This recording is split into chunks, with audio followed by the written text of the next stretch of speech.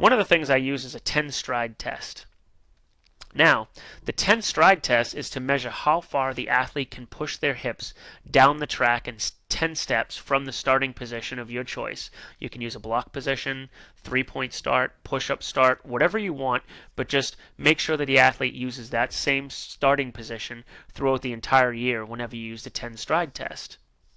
So they're going to take 10 perfect acceleration strides down the track from the starting position of your choice, and you're going to measure how far they can go. But there are rules to this. When you do this, they have to use proper block and acceleration mechanics. There's absolutely no reaching.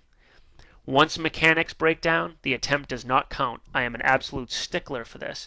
Athletes will try to bound and reach and get as far as they can with each one of their steps, but when they do that, they're using braking mechanics and they're not going as fast. If they start reaching or the mechanics break down, I disqualify them. I do not use that attempt, because if you allow them to do it once, they will continue to do that. If you don't allow them to do it, they're going to work on it until they do it correctly, and that's just going to pay dividends down the line.